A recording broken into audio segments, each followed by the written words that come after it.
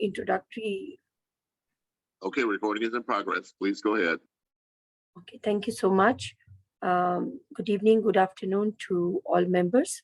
And this is our today's second policy level session of Agri-Diplomacy Global Farming Group. And today we are going to revise our previous first session, first of all. And then we have a introduction session. So we are giving at least 1.5 minutes to every member to quickly introduce yourself, and then we will move towards our today's agenda. I'm Mariam Khan from Pakistan. I'm the co-founder of Global Women's Development Network and also heading 16 Days of Activism for Development campaign. And in the impact of this campaign, we are right now sitting together and working on the agri-diplomacy model with a number of countries. And this agri-diplomacy model is specifically going to focus on agriculture opportunities for the marginalized or for the rural women specifically. And yes, we are opening this agri-diplomacy model for the agri-trade also between the countries. So thank you so much for joining us. Now we are moving towards the introduction session one by one. We are starting with the from Syed, and one by one you can unmute yourself and take your time, one minute for each person, and we are moving forward. Syed, Lloyd, this is over to you for the introduction. I cannot be talking today. My wife is actually on her own call right now, so if I talk, I disturb her. Sorry.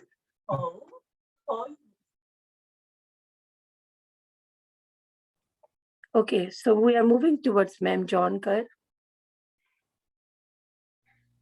Hello, everyone. So happy to be here. My name is Joan Kerr. I have my own business, and I also run the Foundation for Building Sustainable Communities. And my interest in this committee is we have a program called the Victory Garden from our Food and Agriculture program, and it's for home gardeners, particularly specifically, and we will be running education programs for people to run their home gardens from start. And Ma'am, your sound is not clear to us. We can't hear you properly. Is that better? Yes. Yes. Oh, sorry. I thought my thing was on. Okay, I'll start over. I'm Joan Kerr. I have my own business and I run the Foundation for Building Sustainable Communities. I live in Canada, which is very cold today. Anyway, my interest in this particular platform is we have a program for home gardeners, which is called the Climate Smart Victory Garden, which has a community element to it as well. We have 2 of them actually running right now. And so I'm just happy to contribute and help. Thanks. Thank you so much, ma'am. So moving towards John Ryan. Kindly unmute yourself. I guess that's Johan van Rensburg, or the short version is Renzi. Okay, I am with a social enterprise called Fresh Life Produce South Africa, and we are backing Daniel with his initiatives into Africa and into one of the provinces in our country, both on the technology side and on the implementation and scaling side. Okay, thank you so much, sir. Requesting to Princess Seppi, please introduce yourself. Good evening, everyone, and thank you very much, Miriam. I am Princess Seppi from South Africa. I am the part of the executive team of this organization and this initiative, founder of Future Life Foundation, and also the ambassador of the International Indigenous Women Conference 2021-2022. And thank you very much. Thank you so much, ma'am. So, Omar, this is over to you, please. My name is Umar Adam. I'm from Ghana, and I'm currently the Executive Director of Center for Muslim Youth in Peace and Development, and I'm a member of West African Youth Integrity and African Youth Charter, and we are operating in the northern part of Ghana, which is dominated by farmers and mostly women, and my interest is to develop a lot of easy way for women to be in the agricultural development sector. Thank you very much. Thank you so much. Sir Andrew, are we on Facebook also? This session is going to be live, or we are only taking recording?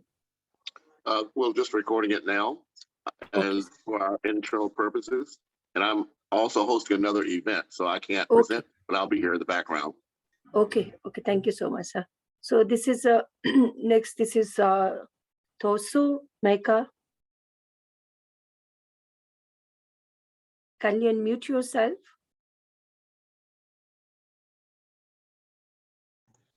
It is too so much higher. That is too. Hello everyone. So you can help me to pronounce the names, because I'm not very much good in this. It is well. It is well. Okay, sir. Okay. Hello everyone.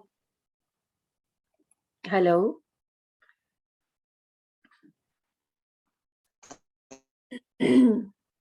Yes, sir. We can hear you. Kindly introduce yourself. Are you on me?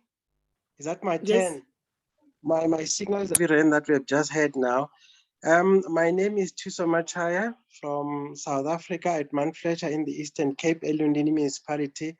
I am wearing a hat under our traditional leadership at Batokwa Traditional Council. Our aim and wishes is to learn a lot more about agriculture that is supposed to be something that is going to feed our communities. Thank you. Thank you so much, sir. So we are moving towards Dr. Syed Iftikhar Shah sir. Kindly introduce yourself. Good morning, good evening, and whatsoever the time is going on the board, everyone, participants.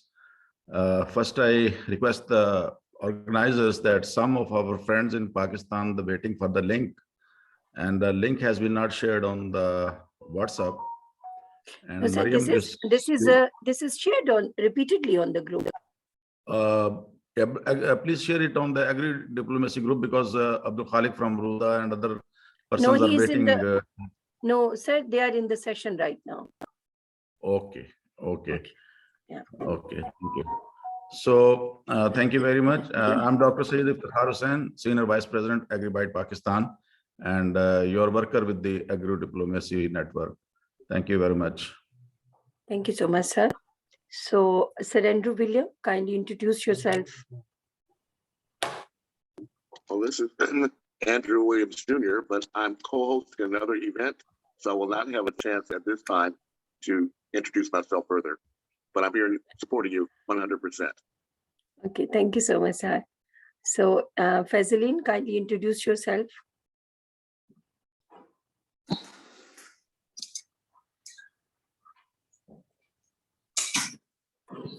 Just give me a second, colleagues. I'm sharing a space with people, just stepping out to introduce myself over there, all masked up and everything. Good afternoon, I'm Fazlin van der Schuyf, and I'm with Team South Africa. This afternoon, I am a service provider for the agriculture within South Africa. It's an accredited institution, and also implementing agricultural projects across the Western Cape within 26 municipalities. And I'm so happy to be here and be in service of everybody else. Thank you so much for the opportunity. Thank you so much for joining us. So we are going to request H.L. Wendir. Can you introduce yourself? Yes, it's Heinrich van der Merwe. And I'm a specialist in the agricultural and biosystem engineering in South Africa. I also have a master's degree in industrial engineering, and my objective is to improve the wealth and welfare of the communities I work with through sustainable engineering practices. I'm experienced in the application and design of engineering science for agricultural purposes and able to combine various disciplines, engineering disciplines, to come up with sustainable and efficient projects for agribusiness. Thank you. Thank you so much, sir. So requesting to introduce Ma'am Heather, kindly unmute yourself. Good afternoon, everybody. Thank you so much. I'm Heather Ferguson, and I represent an organization called Amanzi for Life. Today, I'm part of Team South Africa, and I'm a marketing strategist, and I'm also having masters in project management. I'm very honored to be part of this delegation and looking forward to more engagements as we go along. Thank you so much. So, Princess Epi, rest of the 5 names, I'm requesting you to pronounce these names for the introduction. Okay, let us see. I wonder, which one? Heidi? Yes. Heidi. Good afternoon. My name is Heidi Schutter, and I have my own business. It's called Heidi's Business Support Service. I'm an ICT specialist, Internet of Things. I'm also a data specialist, and I have my own charity called People for Impact, and I'm also the Western Cape chairperson for Township Economic Development in South Africa, and I am also a technical consultant to government on ending gender-based violence in the country. But in this space today, I'm part of Team South Africa. Thank you. Thank you so much for joining us. Thank you yes, so much. next. Daniel?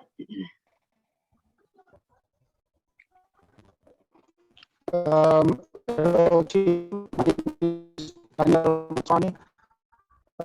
from Team South Africa, and I am the founder of Africa Rising Trading, and I'm also the chairman of the South African Cosmetic Export Council.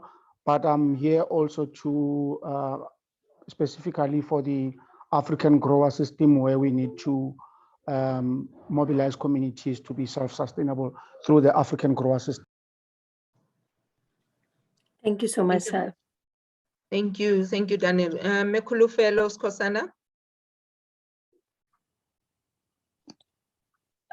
Good morning, afternoon, everyone. I'm Khulufelo Skosana from South Africa.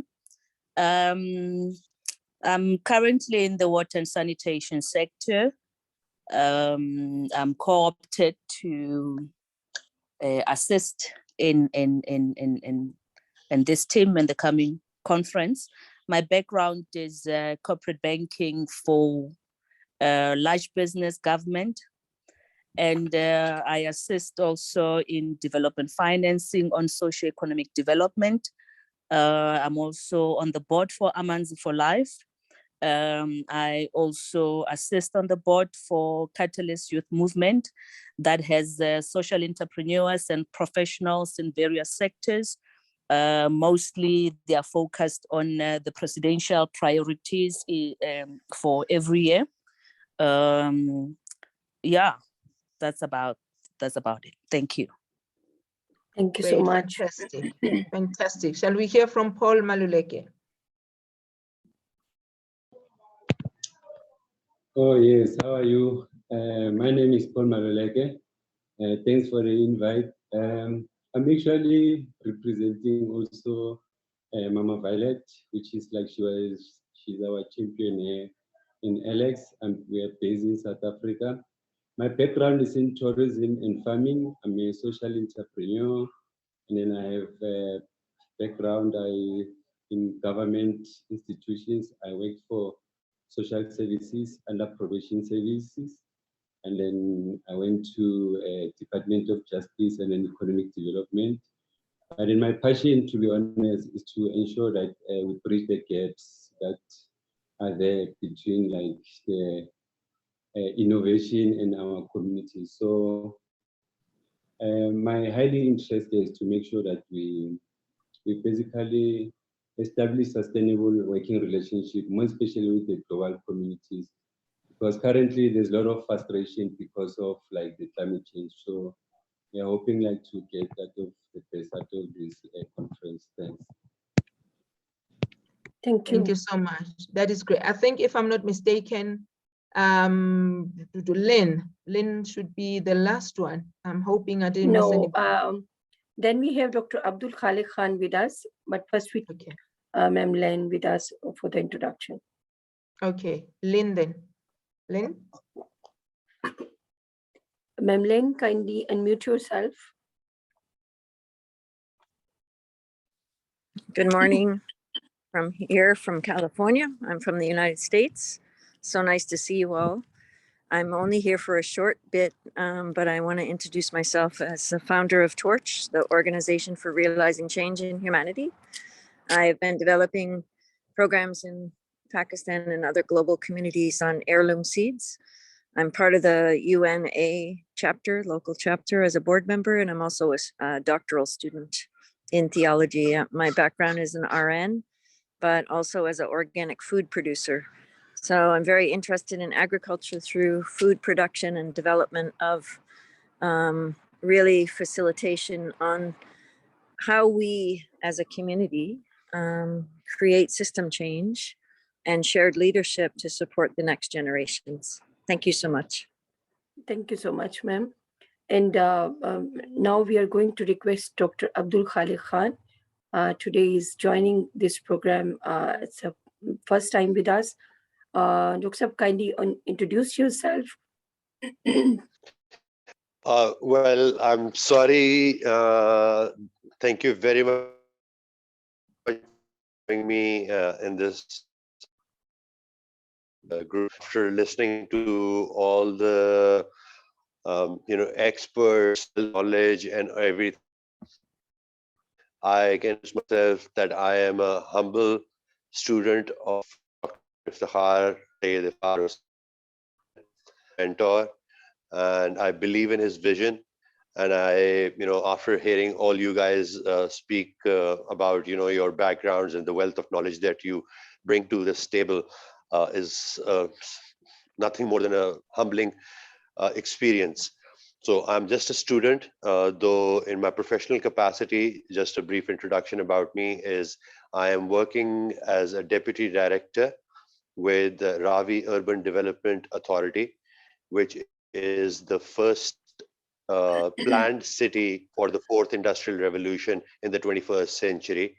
And in that, the first two projects that we have initiated, one was basically a forestation drive where we had committed to our Prime Minister to plant over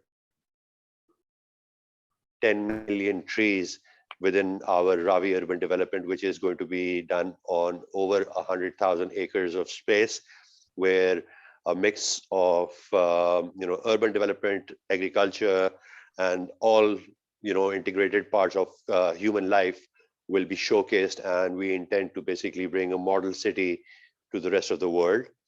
I play the role.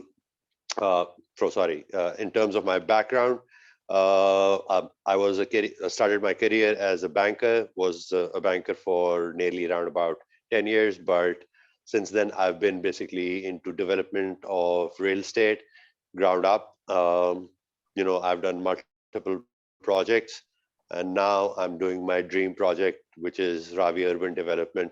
And I seek all of you to basically assist us in creating a model which is sustainable, has eco-circularity, and a sustainable platform for our children to basically build on and prosper and thrive. So I am thankful to the entire panel to accepting me, and thank you very much for allowing me to basically introduce myself. Thank you so much, sir. And you are most welcome to be the part of this global group. Thank you so much. So now we are moving towards our first step of the agenda. So we are going to request our three members. This is Ma'am Joan Kerr, Ma'am Susan from Kenya, and Dr. Asif Mahmood Farik, if he is with us, that sharing of purposeful impact of Agri-Diplomacy Global Farming Group. So we are starting with Ma'am Joan Kerr because you are available right now on the session. So what is the purposeful impact of this Agri-Diplomacy platform? It's going to be finalized definitely in our third session. But yes, we are on the agenda today also, starting with the previous points. And today we have our new points, and we are going to document these points today to add up in the final documentation. So we need to listen from you that what is the purposeful impact of this global diplomacy group. And I have what, 3 to 5 minutes? Is that? Yes, ma'am, you have your own time. You can complete your talk. Oh, okay. So first, let me say thank you so much for giving me the opportunity, and I'm always happy to talk about Climate Smart Victory Garden whenever anybody asks me. I totally believe in it because it obviously it has a history of engaging women and families in growing food, and out of that became community building and entrepreneurship. All of those things that are close to my own heart, my passion. So what we did was we took that model and added technology and made it broader so that it would be more of at a global scale in terms of the UN policies regarding the Sustainable Development Goals, as well as training communities to look at victory gardens. And the biggest point about having a victory garden in itself is that it educates you about the nutrient value of vegetables. So it's not just about the horticulture, about growing or crop rotation. All of those things, horticultural things, are included, but a lot of people do not know their requirements to have a healthy lifestyle in vegetables. And that's what we want to focus on specifically, because that's what the Victory Garden is. But when we ran our garden for 12 years, we realized not only did people not know how to grow, they actually didn't know where to find their vitamins. And of course, vitamin pills are available, but they wanted to grow their own. And so what we're doing is actually not just educating people in terms of text or webinars and Zooming and all of that kind of stuff, is doing events. So I have developing different partnerships. One, of course, Lloyd and I have a long relationship for almost 10, maybe going on 12 years now. And so the collaboration, this is where going forth that the Victory Garden is really powerful. It's teaching you about the community engagement, food, entrepreneurship, but it's a collaboration and the celebration of cultural heritage, food heritage. Very, very important. So that's our model. So we've teamed up with a number of organizations, but I'll talk about two, which are part of the Unity Network. One is called the Adventures in Smart Foods, where we're trying to make it more fun than serious, because we feel that people respond when something is fun. That's our experience anyway. So we're having a series of cooking demonstration, but highly interactive, so the participants can interact and share stories and recipes and from a cultural heritage, as well as any comments that they want to make.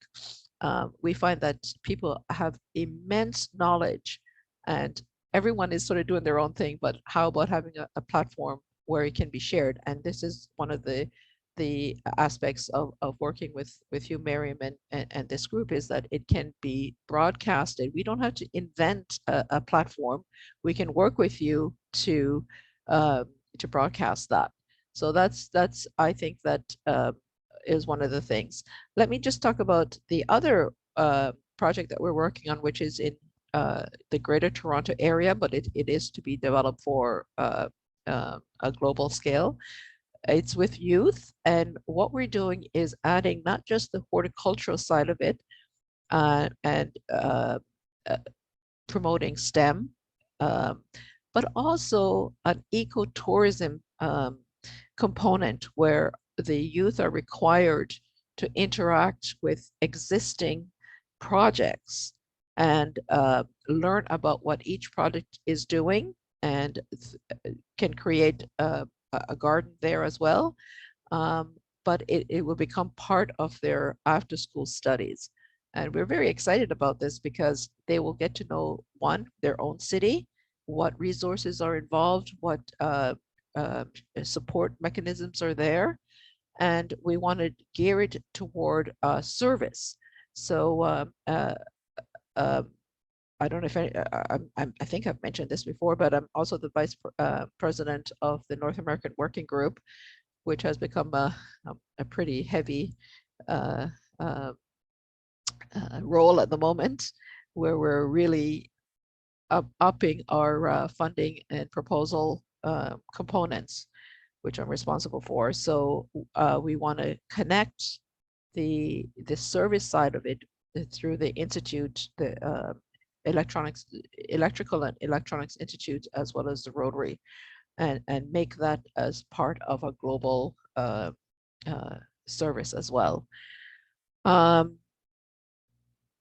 I just want to say that we at the Foundation for Building Sustainable Communities do not believe in reinventing anything if it already exists.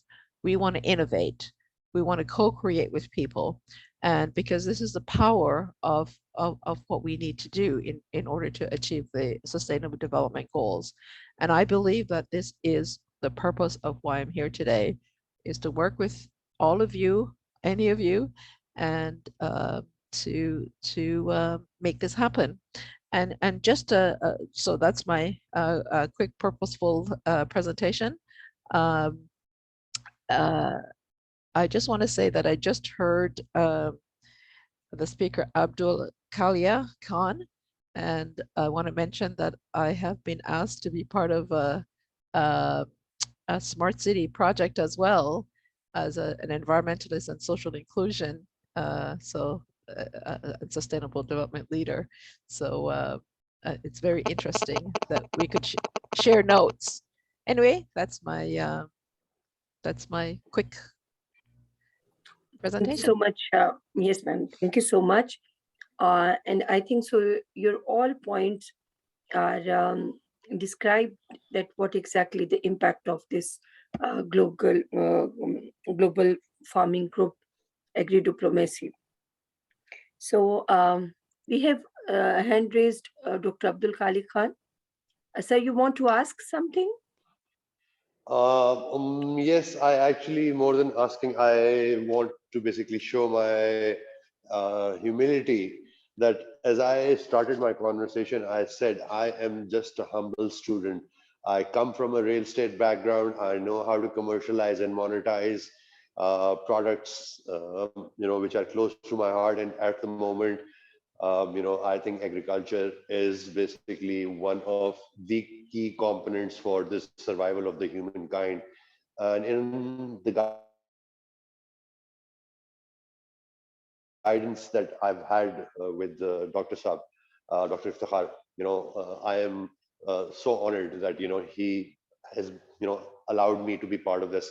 And yes, to the speaker right now, earlier on, all of you guys are part of our group and are part of the ecosystem that we're intending to create for not only our motherland, Pakistan, but this entire globe. Because for me, humanity comes first, to serve each other, irrespective of our religion,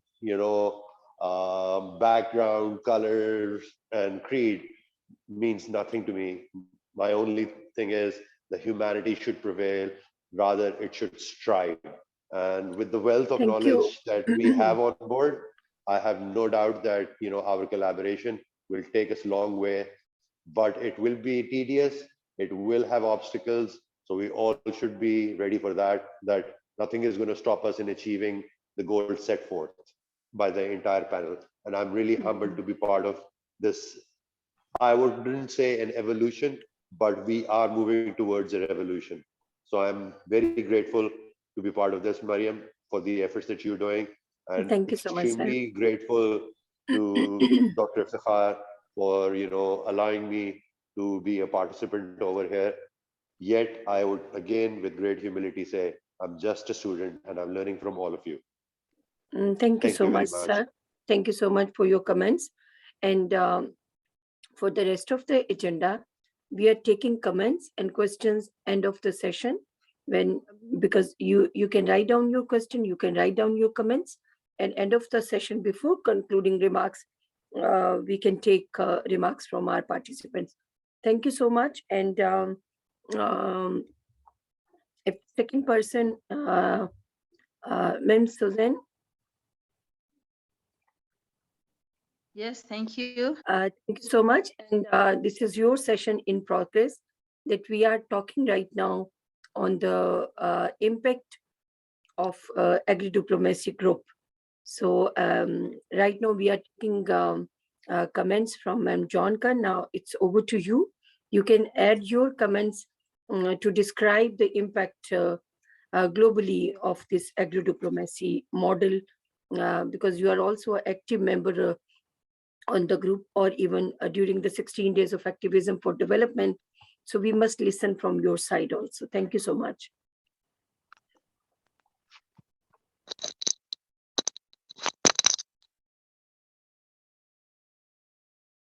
Thank you.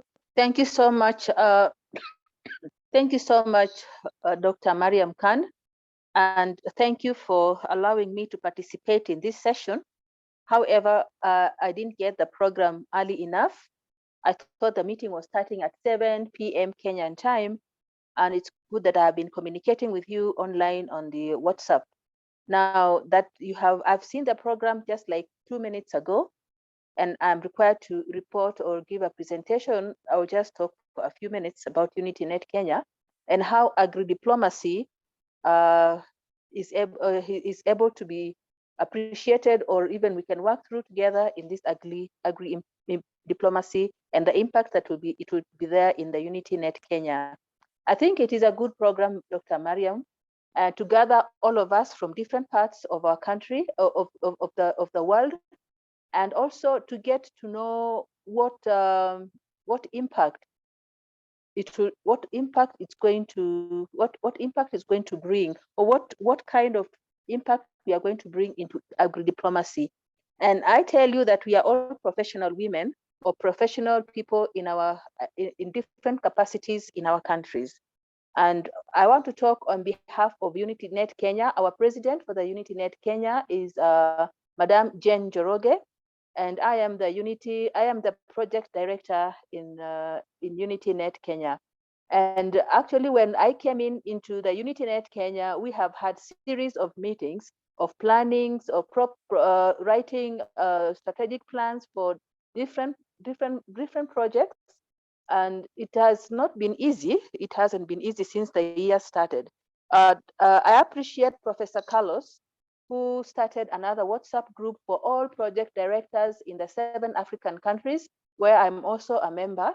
And there it is when we have sat down to hold around 4 meetings since the year began, so that we can be able to write our proposals and also be able to have a roadmap for the strategic plan in our different chapters. Right now, we have Mr. Patrick, we have Mr. Philbert Kato of Tanzania chapter. He's the project director Tanzania, and we had chosen him to be the secretary, so that during our meetings, all the project directors will be able to bring in their impact, and then collectively we'll able to have one person come and represent in the agri-diplomacy forum. I don't know whether they're already in, but I'm sure there will be one person, either Professor Carlos or Philbert Kato, who is going to present on behalf of all African countries the project proposal, which he had been working on for the last 1 week. I'd already sent to him our copy, our draft copy, and he's kind of merging all of them together. But we are coming to a point where we are going to work as an African, UnityNet Africa and diaspora, but all of us working in our chapters differently. I want to say thank you, Dr. Mariam, for bringing this to action, because when we put our heads together, then we are able to learn from each other. And we are also not only in Africa, we depend on you from up there to give us the direction. And right now we have projects aligned for 4K clubs. We have project aligned for youth and women groups. We have project aligned for the disabled, but we have not yet put things together because we have some things to do first. We are looking forward to register our group. We already have money, some little money that has been donated towards registration. We have for the UnityNet Kenya, and we also have the constitution already in place. This is going to allow us specifically to prepare for the tree planting that is coming up soon in the month of June, because we couldn't have waited to get the tree seedlings to come on when we are not registered, because in Kenya, as UnityNet Kenya, we cannot do any project. We cannot be allowed by the regulations and the rules of this country to do any project if we are not officially registered. And we are actually on that roadmap of doing that. And coming up with projects, I would like to ask a question. Apart from UnityNet, because we are looking, we have not yet sat down. We're having our meetings. After this meeting, we have our meetings tomorrow. That is 16th, 17th, and 18th. We have 3 meetings consecutively for the entire UnityNet chapter members and then for the board, because we would like to sit down and see what kind of projects we are going to come up with and which people are going to benefit and from which region. That's a big decision. We have to sit down together and be able to come up with a clear cut, knowing that we are going to work this way and that, and who is going to be responsible for this and that in the board, amongst the board members. Now, I'm so happy that I'm able to write 3 projects. I'm writing a project for 4K Club. I'm writing a project for women and the youth. I'm also writing, I would like to write a project for the disabled. I have not yet joined the disabled, for the disabled. I'm not a disabled though, but I would like to join there because I work with the disabled in the community. All of us find at one point working with the disabled, and we cannot sideline them. They are part of the community. They are there with us, even in agriculture. I had a training for the disabled on I had a training with the disabled, and they were a big group on integration of ICT in agriculture. I also had a training with the disabled on digital agriculture. And right now we are also training farmers. And I would like to include all these to be under UnityNet Kenya, so that we can have something that we can do together as an organization.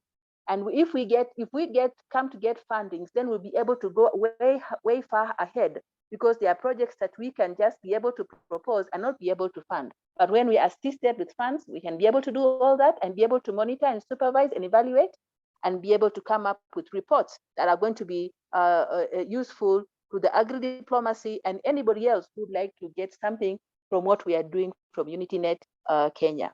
Thank you so much, Dr. Mariam Khan. I would have taken so much time to discuss this, but right now I'm writing a project, like I sent you a document on water, and this one is purification of drinking water by purifying it and adding minerals so that we can drink pure water. And this is a project I'm working on right now, believing that before the year ends, the group, the organized group or the registered group will benefit from the funds that will come in towards the project. Thank you again, Madam.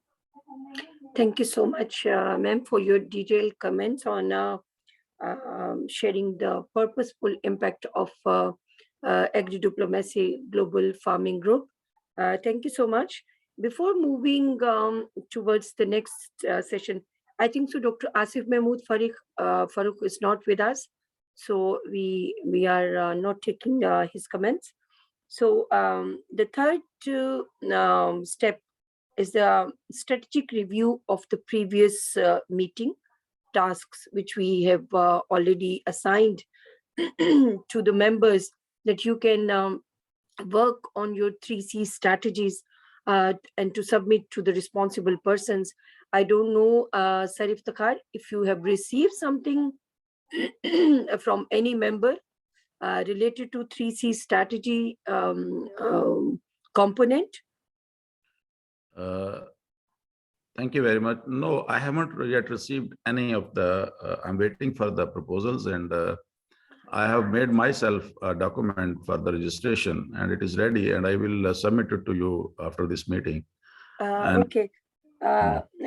Sorry. Actually, in the previous meeting, this was the task to the all member as a assignment or as a homework for everyone, including us, that we are going to submit our 3C strategies, which is going to support us to develop a policy document. So on this, I think so. The whole first of all, we're taking comments from your side, sir, on your model, and then we are taking South Africa group with us because they all work together, I think so. And for the leading this session, we are going to request our two participants because Sir Andrew is busy today with another event also. So we are going to request Ma'am Heidi and Fazlin to lead the session, and first we are going to take comments from Sir Iftikhar, and then we are inviting South Africa team, whatever is the representative from their side, to talk about the 3C strategy assignment. If you didn't submit, you can discuss it right now on the group, and we can document this strategy from your side. So Ma'am Heidi and Ma'am Fazlin, this session is over to you for the leading. Thank you. Thank you so much, Miriam. I think we were just talking with Heather. What South African team has done is to really put together the presentation. So in the meantime, I think in that session, you can give it to Dr. Syed.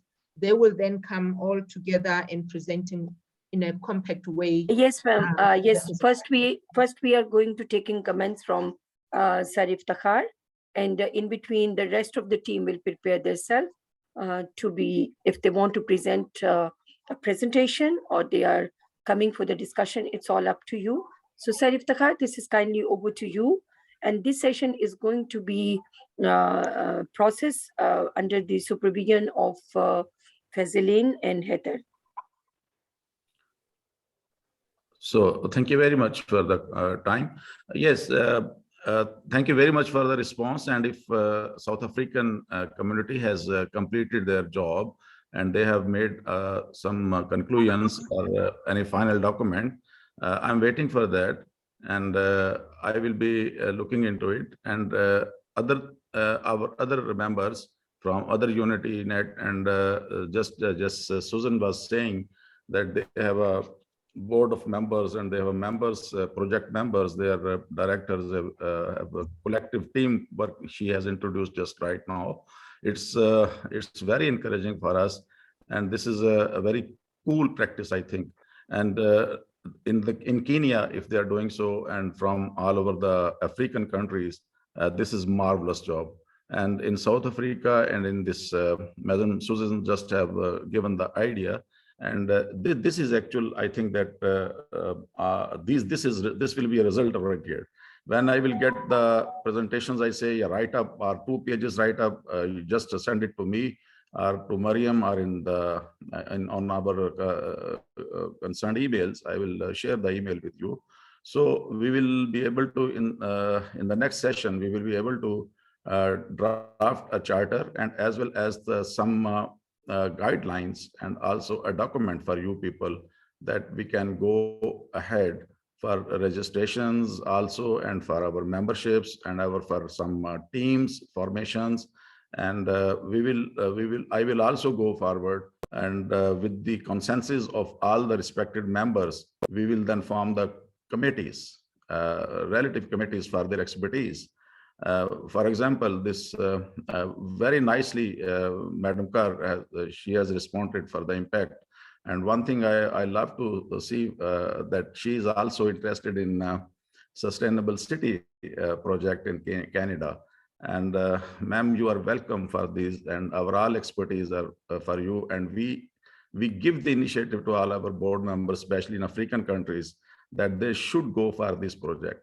And secondly, the recipes, traditional recipes, yes, we want to rule the world by our traditional recipes, blockchain, food chains. And because I know that the aroma, the nutritional values, and the sizable yield of our products in their respective regions in Africa, also in subcontinent, in our eastern countries, they are superb, and we can compete with the world in any vertical, no problem. And this is very nice. Third impact is it is something missing. I think that our Janet Ferguson is missing. She is still on tour, and this is blockchain concept, which is IT. Nobody is taking the name of that IT. That how can we go for its? Because I think in the blockchain transparency is 100%, and everything which you want to go with the sustainable concept, it is very important to go for it. And I don't know when the Jenny will come back, or either some other person can take up this matter, but I need some advices and your guidelines from the board members that how we can go for that also. It is very important. And next, Madam Joan Kerr, you was interested in the previous sessions that how we can grow with our kinder farmers, our kid farmers in the schools.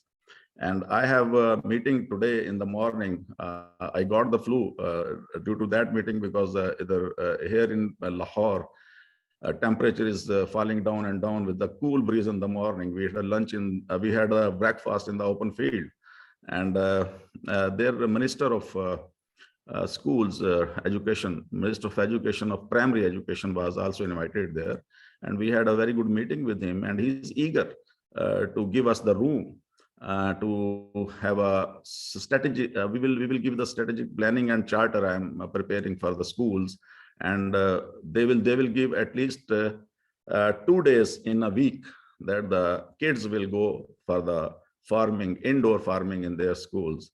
And so your concept is marching in Pakistan now. And I request the members on board that they should visualize this idea, because a kid in the initial stages, when he will realize that what is the safe food and what he has to eat in the future, and he will be the little entrepreneur, and when he will grow up, you have a wonderful team around the world to cater the food problems, and zero hunger will be finished. One more concept I have listened from Abdul Khaleed. Abdul Khaleed, you are not my student, you are my colleague, and I respect my colleagues, because there's a wonderful idea you are generating is a city of dreams in Lahore, Pakistan, with the green economy and sustainable project. This is a Silicon City, Silicon Valley, Knowledge City. They are all has been integrated in one project. And this is a dream of our Pakistan Prime Minister Imran Khan, and you are their team. And so, because I want to fetch such people like you to our boards, because we are sitting here to improve, to go across the borders, to finish these lines. We want to be a one unit. We want to be a one religion of humanity. We want to work in humanity. So no borders. So all the diplomats, respectable diplomats, I love to see them on this board. So I will try my best that if anybody will be in my contact, I will invite him that please at least once he should come to our board, he should attend this meeting, and ultimately they will be connected with us, and you can go for your mission and whatsoever the destination for the zero hunger with the cooperation of your federal, because legislations, of course, we have to follow them when we will go for the connections, when we go for the collaborations on national levels and multinational levels and on country level. So this is the diplomats. Our respectable diplomats should not have any type of problem or any stress in other countries while doing work there, while delivering their services on the other countries. So it's a great job, great work is hard to do. So I think that we should form the also with the passage of time in the next session, I will give you the brief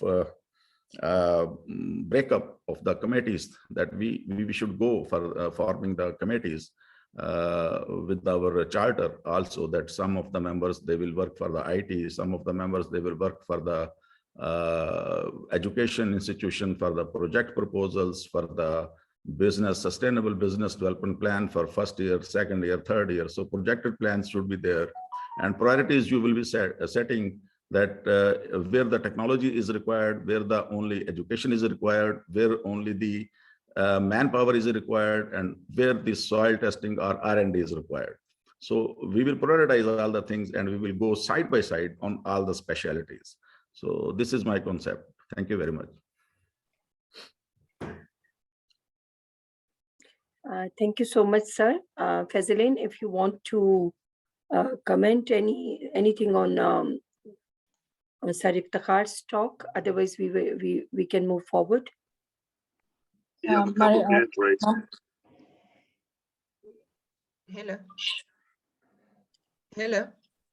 Hello. Miriam, that's what I was saying. Team South Africa, they put together a combined presentation. So Fazlin, Heather, and Heinrich, they are all going to be presenting, addressing all the items that were required. So that's what I was trying to say now Team South Africa, they can take up the stage if it's their time with Heinrich doing the presentation, and then they will all be coming in as per the slides. Okay, so in this way, we are going to, shuffle slightly our agenda, because your presentation, like the whole group presentation, is on number 5. So number 4, we have a critical and logical steps in policy development for agri-diplomacy global group. So I think so we can shuffle this point. We can take point 4 after this presentation. Am I right? Absolutely. Thank you so much, Ma'am Miriam. Okay, okay. So now we are going to attend your presentation. Thank you so much. So who is the representative of doing this presentation? We have called on Heinrich, and can we please ask Heidi to bring up the slide and share the screen with all of us? Thank you. Okay, thank you so much. I'm ready. I would like the host to allow me to share. Thank you. Okay.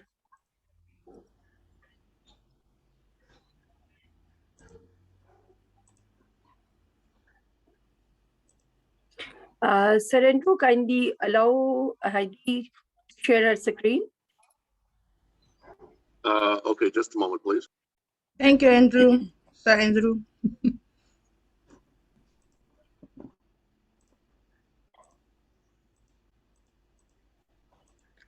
I think in the meantime, I see that the Lane's hand is up, and Abdul, and before, okay, sorry, the presentation is now up.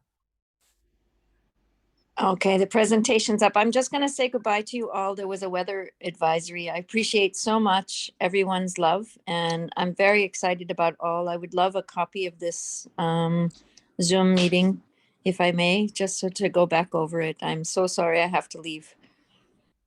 Thank you Yes, so I'll much, share it in the ma'am. group. We will share. I'll share it in the group afterwards, Wad. Have a fantastic day. I love you. The tsunami warning here in Marin. Very interesting. So, okay, blessings. Pray for us. Bye-bye. Bye-bye-bye. Good afternoon. I believe I can take the stage now. Am I right? Yes, yes. Okay, there is our presentation agenda. Introducing the contributors, the background, problem, mission, vision, SWOT analysis, driving opportunities, driving transformation, suggested solutions, solution stages, 3C strategy model, project roadmap, operational plan, agri-information technology and small-scale farming equipment, project-based integrational in intercultural knowledge and skills transfer, recommended list of accredited training programs, the African grower, and conclusion. And yeah, next slide, please. That is the team that assist with the preparation of this particular document. I want to thank everybody for working so dedicated in the past week for us, and especially Heidi, that burned the midnight oil to make sure that we've got a presentation ready today, and all the patience with everybody to actually do it. I realize if we are talking, there is many other people that is probably going to become co-authors of what we are busy with. And as we go along, we hope that they will join us and assist us with this very important task in South Africa. Next slide.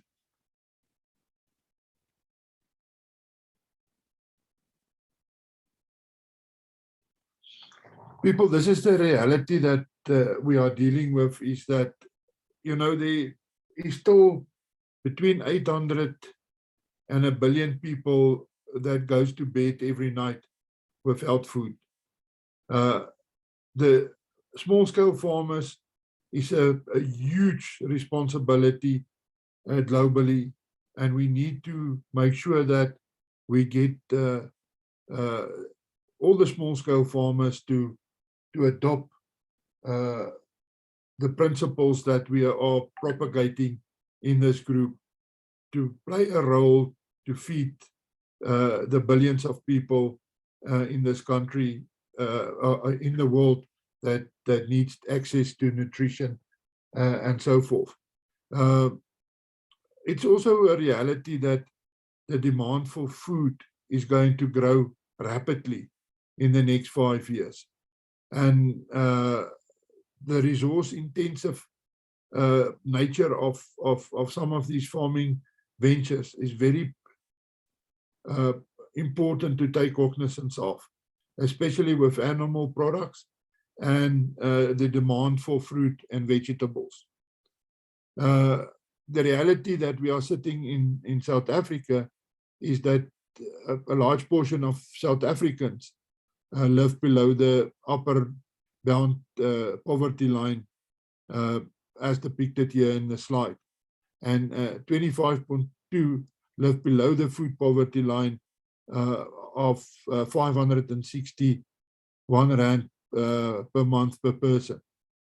The vision is to transform South Africa's small-scale family farming to play a part in the long-term global food and nutritional security, tackling rural poverty and hunger, achieving the sustainable development goals. The mission collectively join forces with NGOs to create a horizontal cluster of support. Next slide. Driving the opportunities. Okay, we've got a bit of a... Sorry, it was just hopping suddenly, but I'll be careful. Okay, is this the next slide? Okay, then I'm going to ask my colleague Paul to come in and to talk about the SWOT analysis.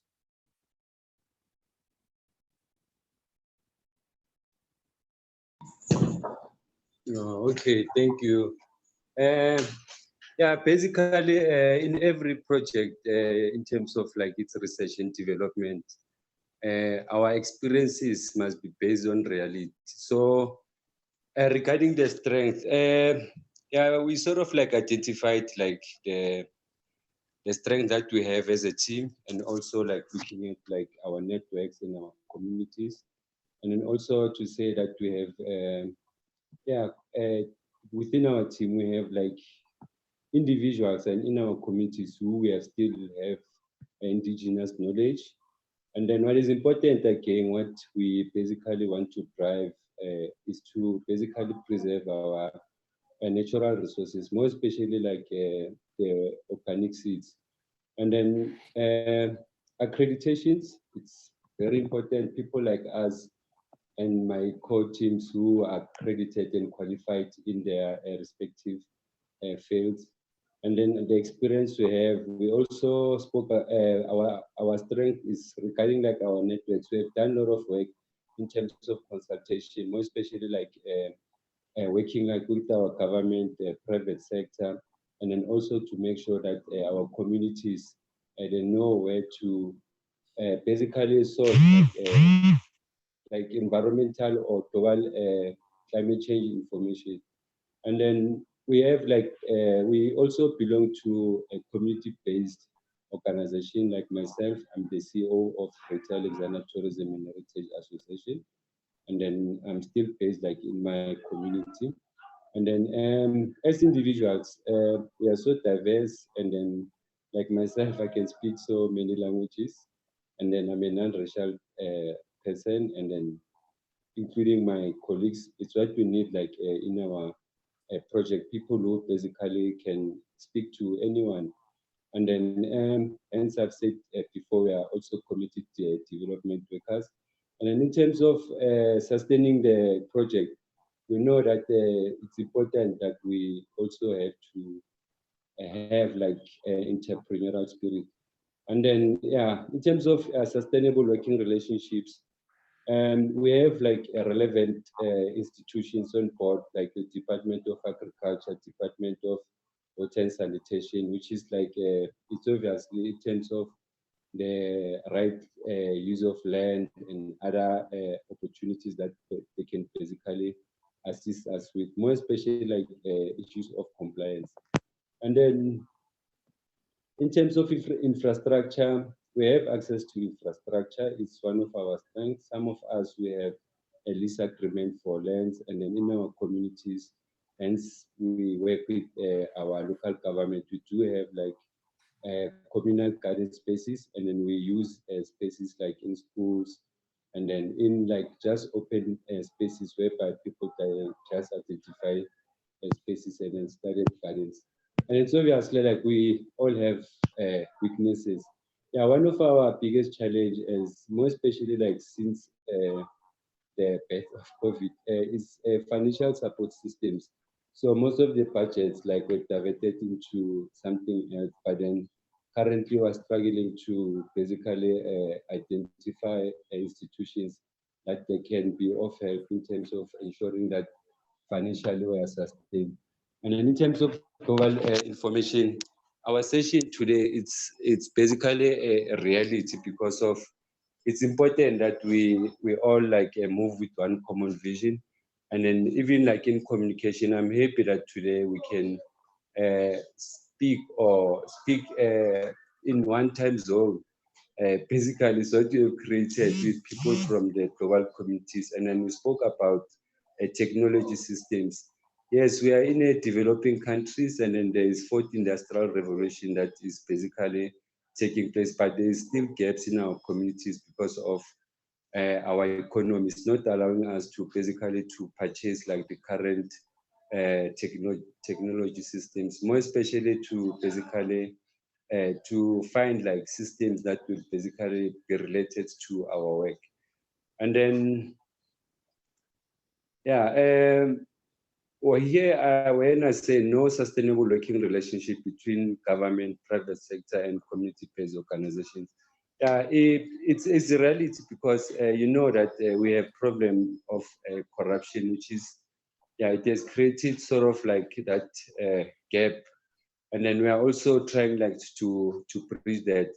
And then the food security issue is something that we are trying to get like the government departments to understand that there is a serious crisis in our community. As government department, they have a role and responsibility to ensure that people, they go to bed with something in their stomach, more especially like providing information regarding climate change. And then it's important that to, maximum participation from our community, it's also our weakness. Why? Because of there's high employment rate. And then also, if you can realize, we have like less producers and more consumers probably. And then it's because of like most of individuals, they don't see any value chain, or they don't see any success in a agriculture sector or in any environmental business. So it's something which is like we're hoping to achieve from here with this relationship that we're establishing. And then with the sustainable infrastructure and food security capacity, and it's also our challenge, because to have a sustainable infrastructure for food security, it's obvious that we have to create like sustainable plans, and then to ensure that we have like sustainable security systems in place. Hello? Oh, okay. And then also we have opportunities. Our number one opportunity is to promote and implement Vision 2030 goals, because currently I can assure you that there's less people who are aware what's happening regarding climate change. So this is an opportunity to implement those goals. Also to, as a team, to respond to the global climate change is important, to establish sustainable working relationship with global communities, institutions, to act against unsustainable development that we currently experience in our global. So it's obviously that even now, African continent, we have a free African trade, but in our communities or our countries, it's only a few individuals who have started like working with each other, even global. And then I think even as here in South Africa, it's also a challenge which was created by our previous system. And then even ourselves now, we are still trying like to fund ourselves as different tribal communities. So it's important that we find like just one common goal that will ensure that we move with one common vision and we work together against unsustainable development. So yeah, it's an opportunity again to redirect investors to invest in food security systems. Yes, like most of the technology companies, they basically make a lot of money, but then their profits sometimes, I don't think they are supporting like the cause of food security. So even like the motor industry and other industries as well, I think it's an opportunity for us to basically try and renegotiate with their social responsibility projects to rethink the food security system, because it doesn't cost much. And then another problem again, there's an issue of carbon emission, like here in Alexander.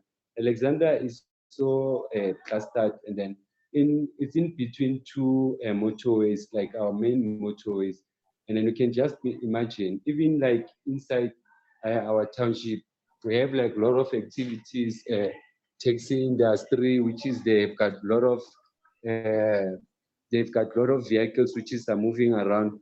So again, we have an issue in terms of like urban farming, whereby we need to ensure that we work very close with our motor industry, so that like they can understand that they really need also to act against climate change, to divert from their fuel and convert to electric cars. We know that it's expensive, but it's something which is like they must know from the food industry that there's a serious crisis. And then to promote innovative ideas of farming by increasing the number of participation from our communities. Yes, there is number of initiatives whereby we are starting like backyard food gardens and then the communal gardens. But then at the same time, there is a challenge because of sometimes there is lack of water. And then it's obviously that in most of our townships, like people, they don't really have time for farming. They have time more of making sure that they find employment that is that will give them like a quick return. But then now we are saying that we need to identify basically young people, and more especially like older people who still have time to share their knowledge, because we have like a number of newborns, and then currently the biggest challenge is our education system again, which is not allowing our newborns to basically learn about environmental programs or to practice. But then our institutions as community-based organizations are here also to ensure that we address those issues, more especially like on addressing climate change. So we need basically like global communities to assist us to come up with those innovative ideas. And then it's obvious like we want to formalize food security industry in our low-income communities, because number one, everybody goes somewhere and buy food, but then in our communities, to be honest, our pricing of food is totally different from the upmarket. So we also like trying to make sure that as an industry, our farmers, they also get fully accredited, and then more especially the spaces like they are working on. There's a consistent or a sustainable research and development, because of the climate is changing, and then most of them, they don't have technology to monitor and evaluate the effects. So even now, like I'm sort of like skeptical that people must basically continue to plant to maybe to some of the spaces, more especially where there is free waste, because of we don't know what's happening with the soil. So through this conference, I think we can also find ways of the new ways of testing the soil. But then it's obviously like we need other expertise to come and assist us. And then the issue of can we wrap up? We are running out of time.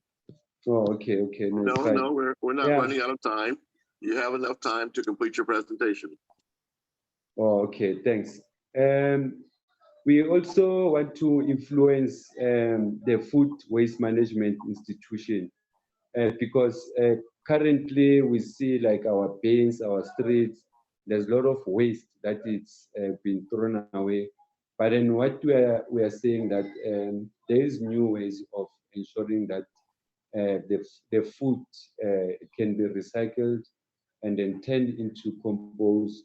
But then currently we are working with our city, more especially in Johannesburg, city of Johannesburg, because we don't have enough space in our landfill site. So we sort of like want to create, one of the objectives is to create employment, and also to ensure that we teach our communities to sort their waste from the source, so that like we can avoid like our landfill sites to be full.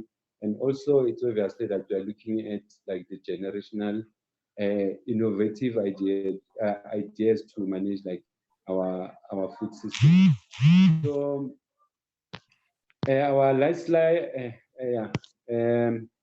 we do have threats.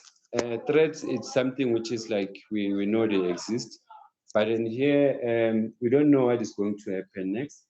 But then what we have experienced since 2020, the beginning, it's because of lack of information, like it was a known lockdown and the regulation, there was sort of like a backslide or a backlog in our farms, in our local farms, because like when it's during like lockdown, no one is allowed like to move, and sometimes like we will stay like for a week in our houses, and then it's obvious like it was hot, it was cold, and some of the people, they couldn't take care of their spaces. So epidemics like COVID-19, they are also a threat to us. Crime, robberies, hijacking, and cybercrime, and corruption, bribery, compliance, dealings, like illegal dealings. So those are some of the issues which is like we want to ensure that we address them. So talking about crime, during like looting, when we had looting, where Violet farm is based, there is a mall. Alex Mall is basically their opposite. And then luckily Alex Mall was not looted, but then the biggest challenge is when the security and the police were preventing the looters to come to the mall.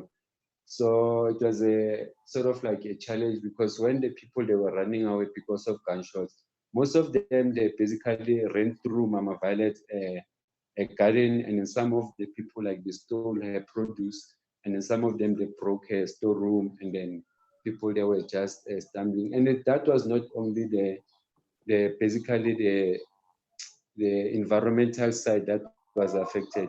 There were so many sides that was affected. And then in terms of crime again, it's obvious like poverty. Yeah, it's another challenge. Security system, it's important because some of the people, they come and steal our stock.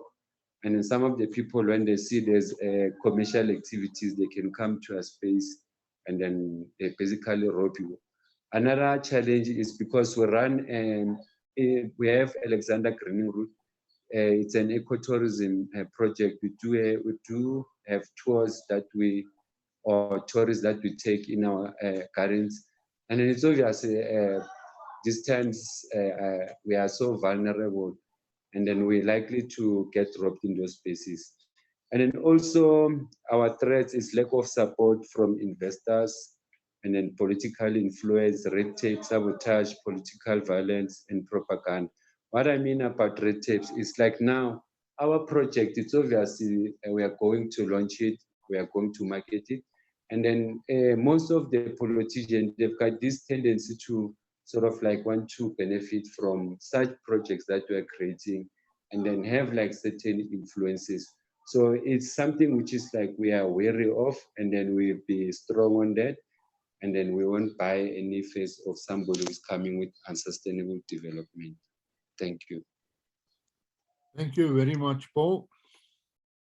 That was the South African situation in a nutshell. Okay, to make a success of this, we need to drive the opportunities that we've identified now. Investment is needed. We need to improve the efficiency, competitiveness, sustainability of commercial and small-scale agriculture in these areas.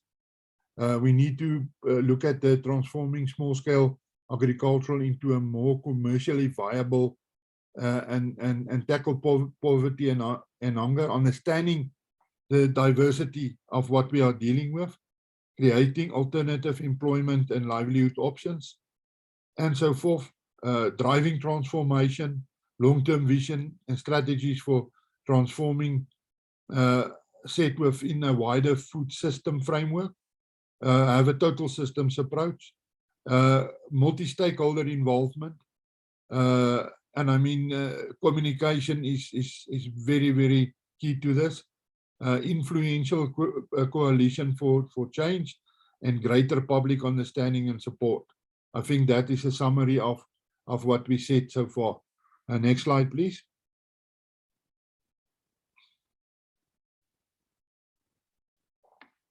This is a very busy slide, and I'm not going to try and be a lecture this afternoon. But we know that economic and social well-being is definitely the key to this. Food and nutritional security and environmental sustainability. And the slides will be available on site, and you can look at our suggestions as solutions to these 3 main points. Then solution stages, we've got the technology stage, addressing household nutritional needs. We've got the socio-economic development solution, stage 2, build household confidence and achieve food security, and then network network enterprise development solutions, and generate income through a food enterprise network. And this is where we are looking at and talking about horizontal and vertical clusters that needs to be formed. Next slide, please. Okay, one of the key things that we need to get in place to support these people, of course, is the Agri labs and the seed banks. And you know, I've and the team have briefly discussed issues around this, and there's still a lot of work that we need to do around this part of the strategy. We will come back with more information. Next slide. The roadmap, year one, identify projects and source grant funding, appoint service providers, do a proper skills audit, determine the gaps.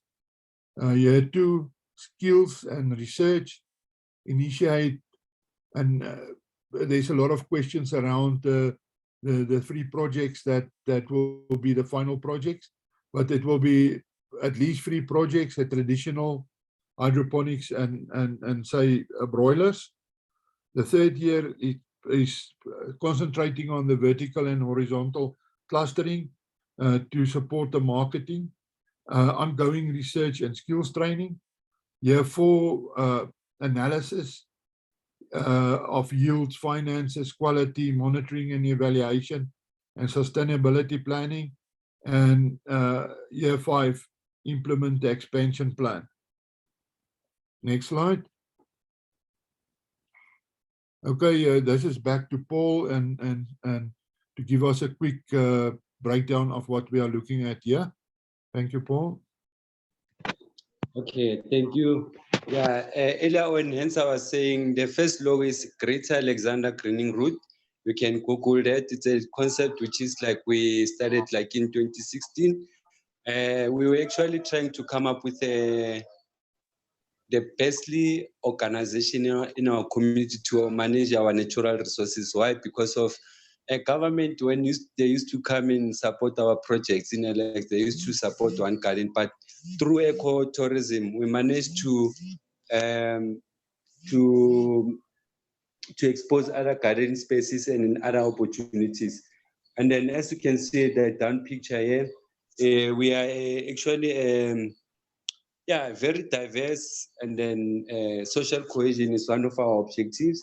And then that is me there, like standing there, showcasing like the Cascade River, and then above the challenges that we have. And then our far right, it's our Alexander Water Warriors. And then above the team that is wearing all with the green, it was Global Land Washing Day, which is like we're working with Department of Water Affairs. And then down there is our group photo as our Alexander Water Warriors.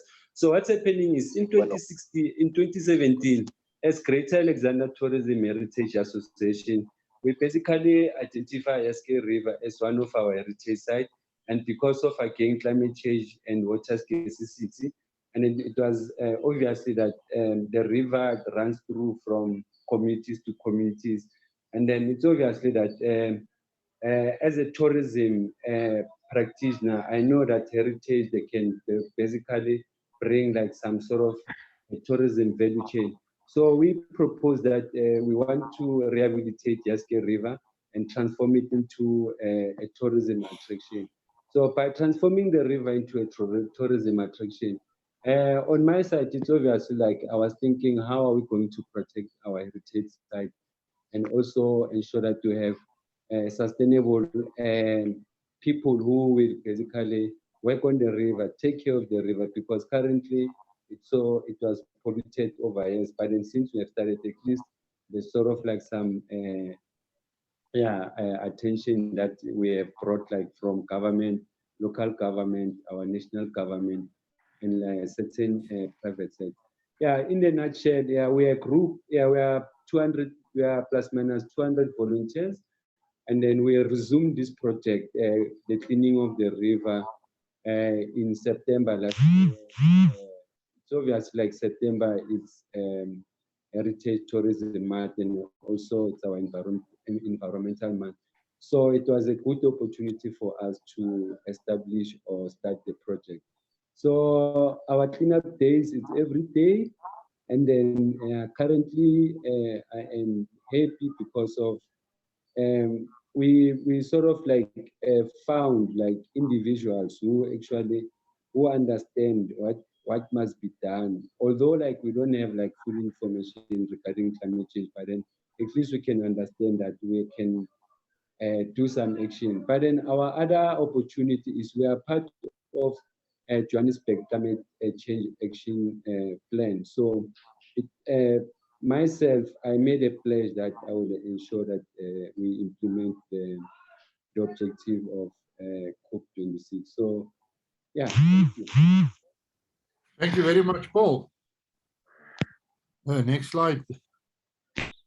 Okay, the operational plan with our strategy to develop South African small-scale agricultural transformation strategies. Our tactics: invest in research, data, synthesis, case studies, South African small-scale agricultural portraits. And Paul, I have a couple of very nice videos that was made on one of these sites. Paul, maybe you can also include that in the information for the global group, so that they can see what we are doing. Team: establish and support services to handle logistics, finance, communication, research, technology, and education. And the team that we've introduced to you this afternoon is fully capable of handling all those elements. Resources: lab services, seed stores, extension services, human capital, land, water. We've listened to Paul, and you know what is our challenges as far as that is concerned. Food system: production, processing, retailing, consuming is the things that we are going to funnel the production to the end user and to the needy people. Food system outcomes: economic and social well-being, food and nutrition security, environmental security. Input drivers: demographics and development, consumption, technology, markets, climate, and environment policies and geopolitics. And we do understand the threat of global warming, and we need to get the rest of the country to listen and to take cognizance of this. Institutional environment: we are not above the law and the regulations and the standards, and we need to take cognizance of that. We need to be organized and work together with government to adhere to such. Next slide, please. Okay, information technology plays a huge role in smart farming today. And we've looked at those elements of the information that we need: pre-sowing, pre-harvest, post-harvest, and the very important market information to be successful. And then, you know, small-scale farming is moving into a technology ambit of its own. Every day we are seeing new devices and stuff that comes to market to assist small-scale farming. The interesting fact is countries that have embraced the small-scale farmers, China, India, are making a huge difference in the agricultural sector. You know, in the past 20 years to 25 years, a country like China have moved from a non-effective food country to a leader in most of the agricultural sectors in the world. And where they are not the leader, India will be the leader. At this stage, South Africa is only the leader in one product, and that's avocados. Yeah, and I hope that with our endeavors and our input, we're going to move up a couple of notches as far as that is concerned as well. Next slide, please.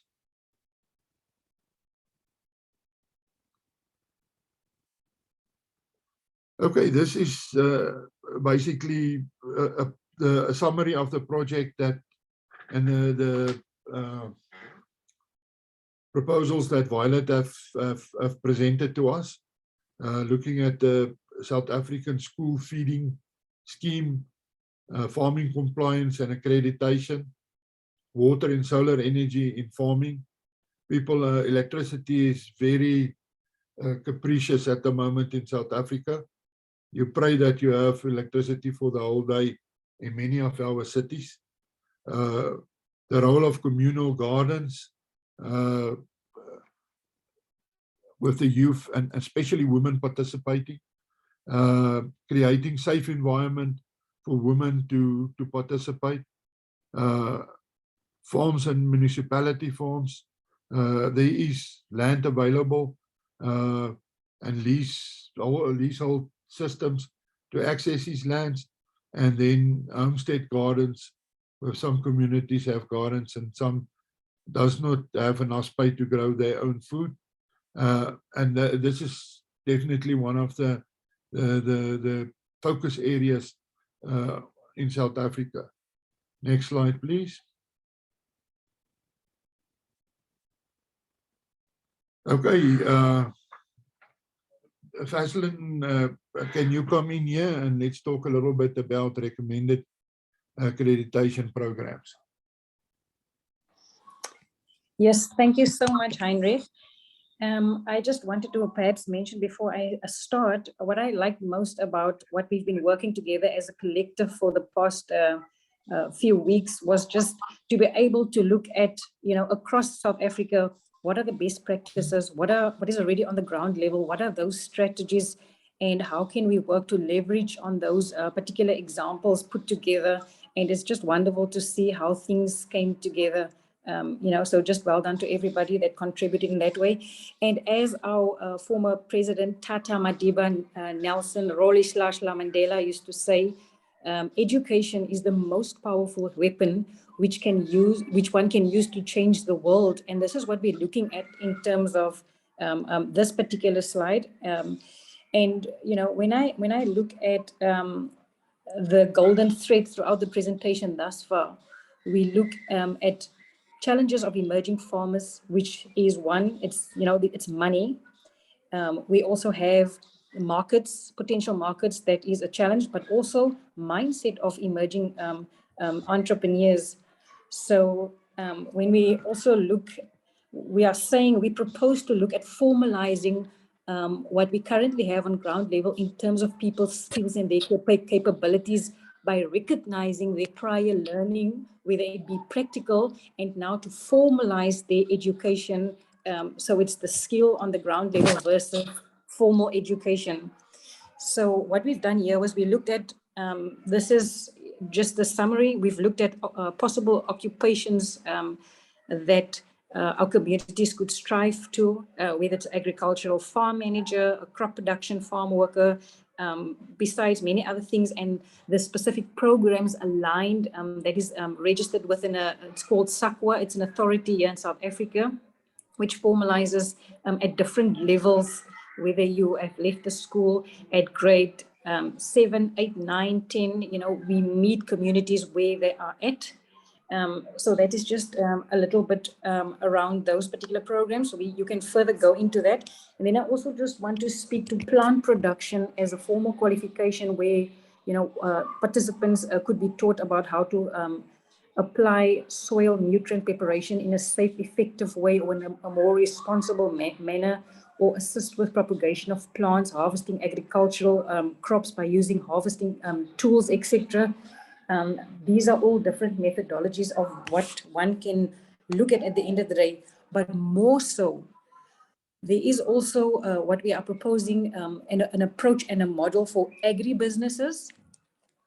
And in my experience working with individual emerging farmers, whether it be cooperatives within the agricultural space, mindset definitely should be considered as well, because often this sector amongst the indigenous, it is started as a matter of need or to put food on the table, and not often treated as a business, or the communities would have to multitask running a business and ensure smooth operations. Therefore, it is imperative that we also teach the 6 principles of business, which is, one, what is the product? What is your process?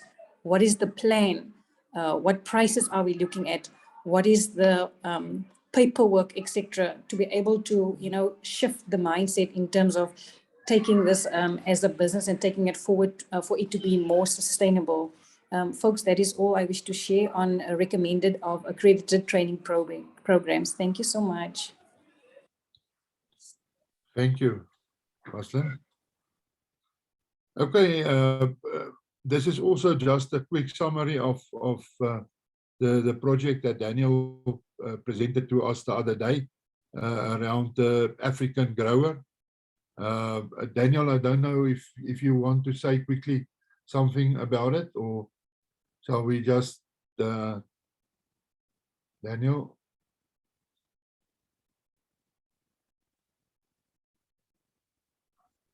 Can you hear me? Yes, we can hear you. Yes, as we presented on the African grower, I don't think there's anything much for me to add or to bring in there.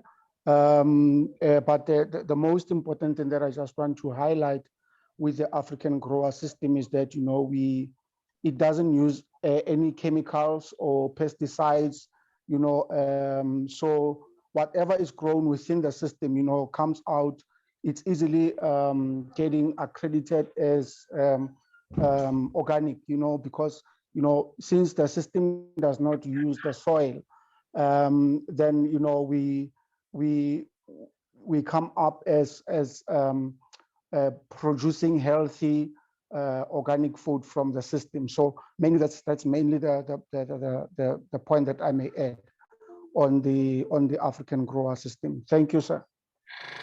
Thank you, Daniel. Next slide, please.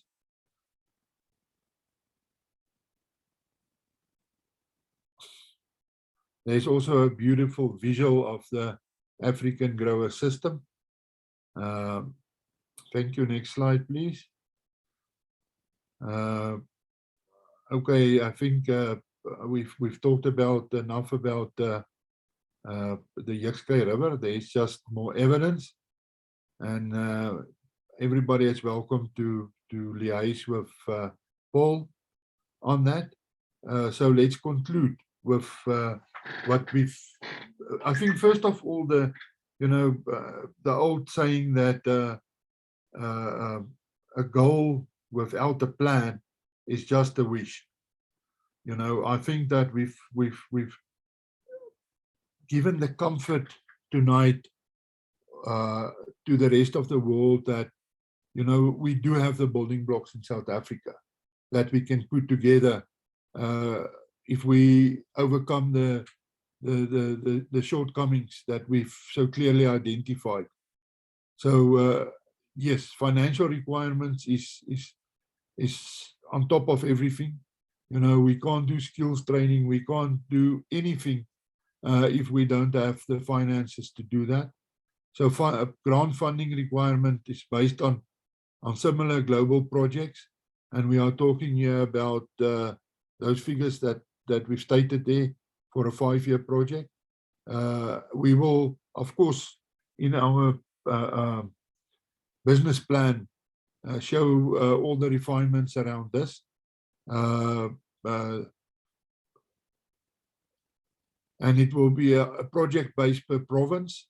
So what we are saying is that we would like to make sure that it is a project in each of the 9 South African provinces, and the finalization of this business plan is on the way. We are just busy dotting the I's and crossing the T's.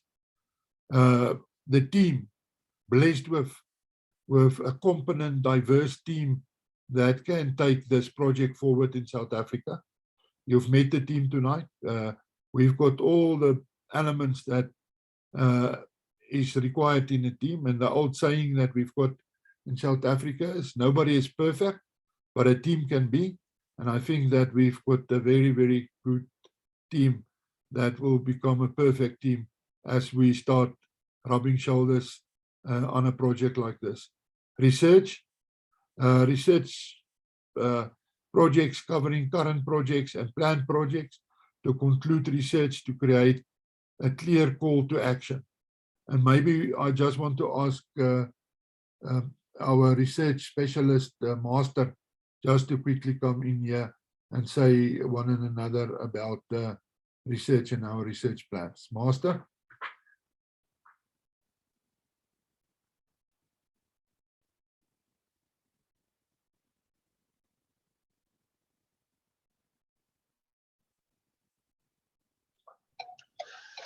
Yeah, good afternoon and morning to everybody. I think you can hear me now.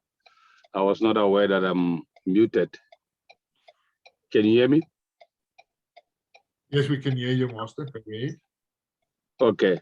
Yes. What we are saying is for us to have an authentic project plan, we need to have a research, both an action research. Action research is more you research as you go on, and also some case studies. What we want to do is each and every project, both the existing and the projected ones, we will use them as case studies. As you know, that a case study is you learn as you research, so that you don't have to wait for a research report for you to be able to go forward. So we will use different research methodologies and use different expertise, and also link, with existing higher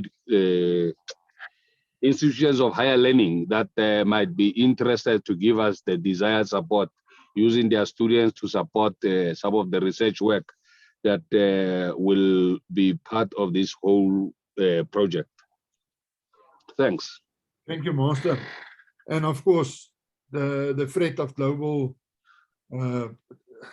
climate change is probably the global warming is probably the biggest threat that we all face. We are all part of it. We are all part of the same globe, and we want to work together with the rest of the world to make sure that we come up with solutions to prevent this possible global catastrophe. Thank you very much for the opportunity to present tonight, and thank you for your patience in listening to what we've got on the cards. Thank you very much.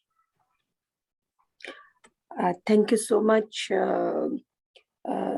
Team South Africa, to present such a wonderful, impressive, professional presentation. Thank you so much. And we are having 5 to 7 minutes, so we can take comments from the participants. If you want to add something, you want to ask something regarding this presentation. Otherwise, we will share this presentation for the further discussion, even in the WhatsApp group also, to take this presentation on the next final level in our next meetup as well. So we have already covered in this presentation our point 6 or even point 7 as well, the importance of the local agri labs. You have already described beautifully in your presentation, and also you have covered the understanding of agriculture development, agri development plan, and process of making annual development plan. This is all based on your presentation. So I think so after taking comments, or we are going to open our window on the logical steps for the policy development. So discussion will be open for the for the points which we are going to take in the policy. So, Sir Iftikhar, first you add your comments, and then when Joan Kerr, and then we will open our next point for the discussion. Thank you very much for the time. First of all, it was a really very impressive and thoughtful presentation just given by the group, and I congratulate them and lot of applause for them. So hats off, dear panel. You have addressed every potential aspect in this presentation, and certainly you have identified your indicators, everything, and I think brainstormed well also. Ground realities were reflecting with these sentences. So, but one thing is this, that I wish that every panel should also go for one page or some lines he should write down that what will be the more authentic way for a collaborative approach, for a collaborative policy, which we are going to implement ahead with our charter, for which we are working together. That means, if I simplify this, that now this presentation is given by South African panel. It's a wonderful presentation, but if 2 or 3 lines be given for us, that we suggest this way with the other countries to cope with and to go with these expertise. So that will be very helpful for us, for the other countries and member countries, and for our members, that they can more effectively assert their specific expertise for every region. Thank you very much. Thank you so much, sir. And yes, we can take a lot of points for the collective documentation. We can take a lot of points from this presentation as implementing a collective action plan or designing a collective action plan. So, Ma'am Joan Kerr, kindly unmute yourself. Great, can you hear me? Yes, ma'am. Yeah, okay, great. So excellent presentation, and as Princess Shepi says, it's outlines the goals and addresses all the aspects of agriculture. My question is, I like the presentation, and I thought it was very comprehensive and grassroots and all of that. But at the end, there is the model of the African growers project. Am I to understand that this is where all of this leads to? Is that this team is suggesting that that's the only program that's going to be implemented for small scale farmers, or is it one of the suggestions? No, it's only one of the suggestions. What makes it a good suggestion, it's a very good entry-level project to get people afraid with organic farming as well as with hydroponics. But, you know, over a 5-year period, these things will get to a point where we implement the bigger picture as well. So it's a progressive approach.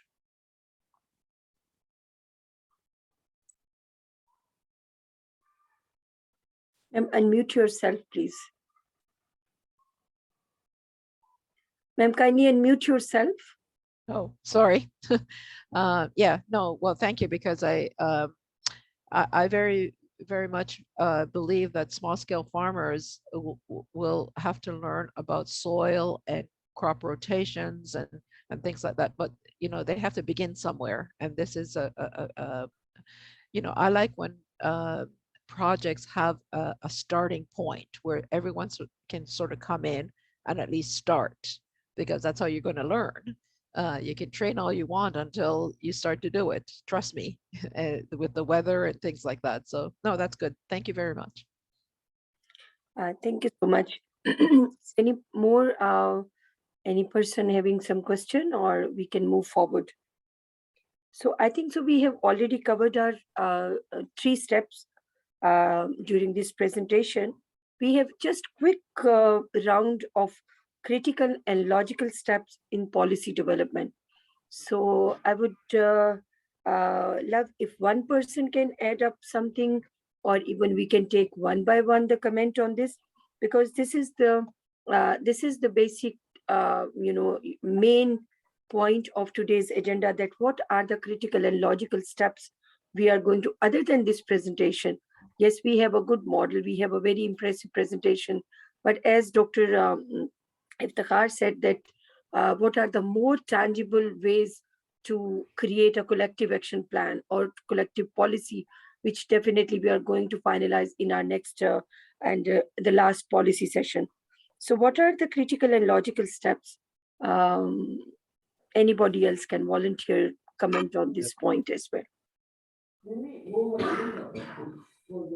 Yeah, may I proceed? Yes, sir. Why not? One thing I have in my mind. First of all, I am saying Dr. Tamara Omar is on board. Welcome, ma'am. After a long time, you have joined us. It's an encouragement if when you were present on our board. Secondly, why can we go for the interim planning, and then we have a short plan as per the country's needs? Are you see if our board members can go for the debate for this, that first we can prepare an interim plan just to introduce, to orient and everything for the purpose and for the VN, and then a comprehensive planning for 1 year or 2 years or 3 years, because you know that if we go for the long time, say for the 5 years, that's good. That's good, I think, for sustainability. But the basic, which is which is easy to do, that should be do first, because priorities will certainly help us to move with the sustainable mode, with the good orientation, and also with the maximum output. So this is my request, and yes, this is my suggestion. Keeping your points, your point forward, is we have already this idea from the Agri-Diplomacy group, that we are focusing on local agri labs on a smaller scale. We're starting with the smaller scale agri labs, and these agri labs are basically the labs for the Agri-Diplomacy model. So we are taking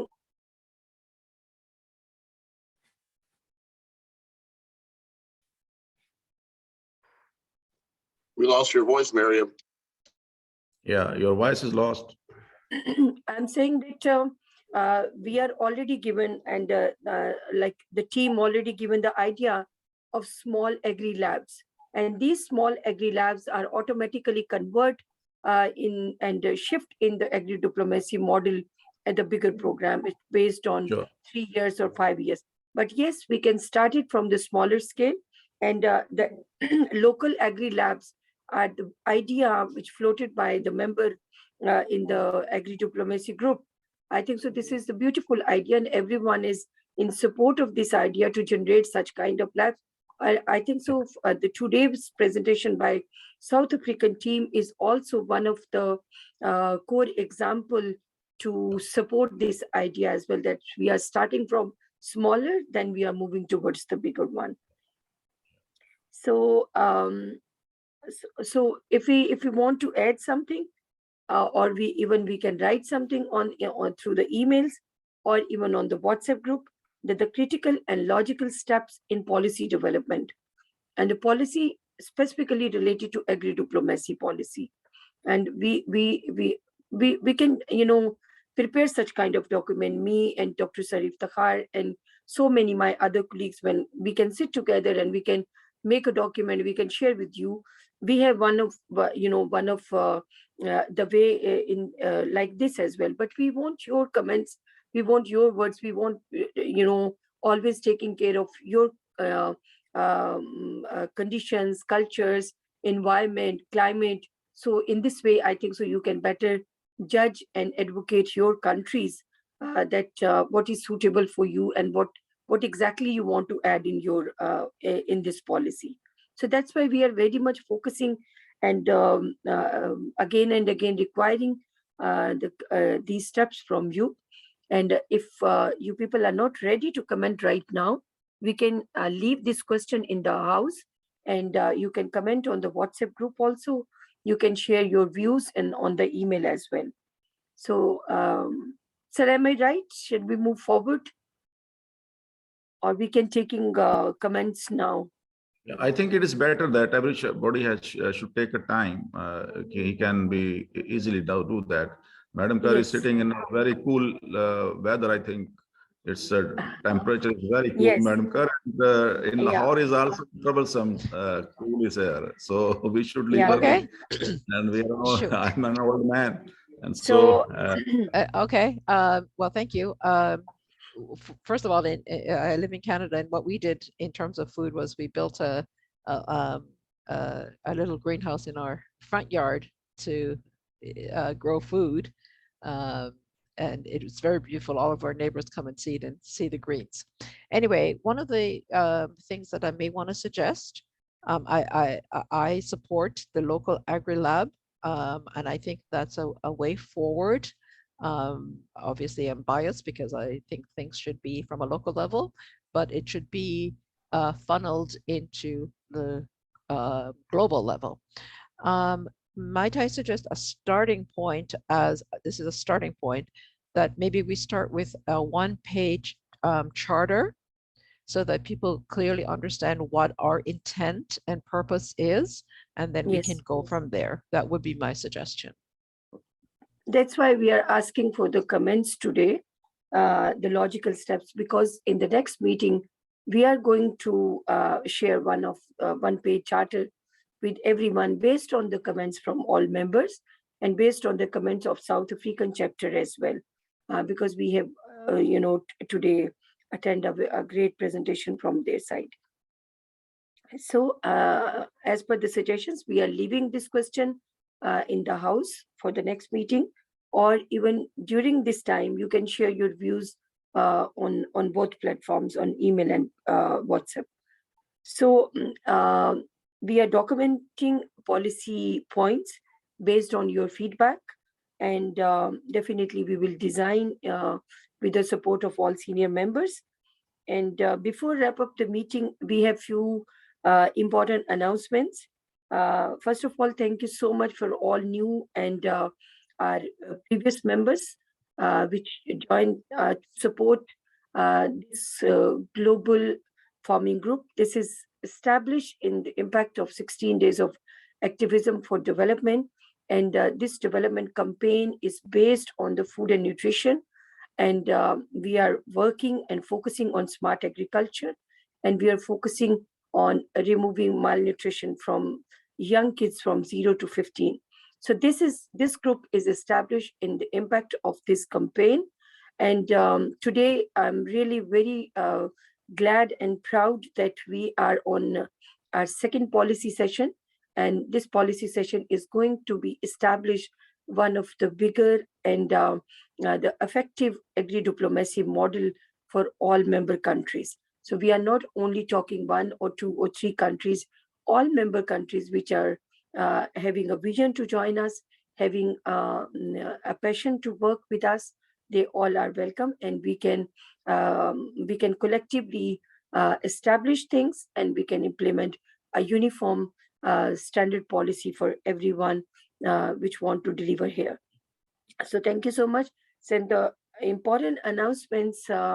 Serendro, if you are free from your other event, can you please share a few details about the upcoming IWDC conference? Just a moment, please. Unfortunately, I'm still hosting another event, so I can't share my screen, but I can say. If this is comfortable for you. Yes, let me. I'm unable to at this time go into those details. Please excuse me. Okay, no problem, sir. So International Indigenous Women's State Conference is going to be conducted in March, 4th March to 8th March. So the all groundwork has been done from the whole team, which is present today here under the supervision of Dr. Tamara Umar and my goodwill ambassador, Princess Epi. All these persons are always available for me, for my team, and we all are working, and the whole groundwork is done with the, with the team building, with the process, agenda, and the content for this conference as a concept note. And we are going to share the impact of this Global Women's Development Network platform, International Indigenous Women's Day Conference platform, Community Development Foundation platform. So we are going to having our impact and strategic planning meeting on 20th, or might be so we will final the detail, but the tentative date is 20th of January. So we are also going to start the series of virtual press conferences. This is very, very important. Before enter in the conference, we are going to taking support from your local media to global media. So what exactly we are, what we are doing, why we are taking women on a larger scale, on a larger platform, and what are the objective of this conference, where this conference is taking to the countries and your women's services at which level. So this is not only possible through our meetings, through our Zoom conferences, we are taking support from your local media. And this is my request on this platform, that being a member of Global Women's Development Network and being a member of International Women's Day Conference, you all are requested to invite your local media in this virtual press conference. We will share the aims and objective of the conference front of media, and we are going to request them to broadcast us, to write about us, and also, reach to the reachless people. So where we can't reach, they can send our message over there. So what exactly is the International Indigenous Women's Day Conference aims and objectives? We can highlight with the effective support of your media. So I think so, if we are right now, we are almost 27 countries which are sitting in the leaders group or women's leaders group, global group. So I think so if one person can invite one journalist, one media person, so in this way, I think so we can reach our message, we can convey our message through this media platform very easily before this conference. So this is the series of the conference. First is going to be on 25th of January.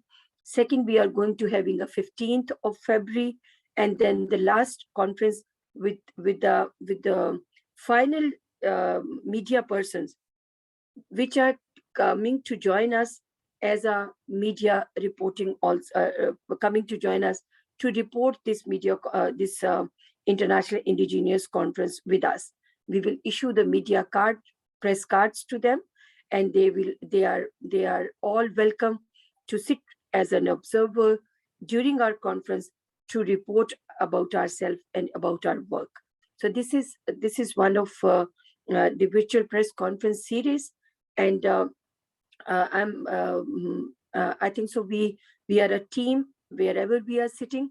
So this is our I think so an official or a team duty as well to spread this message to everyone from this platform.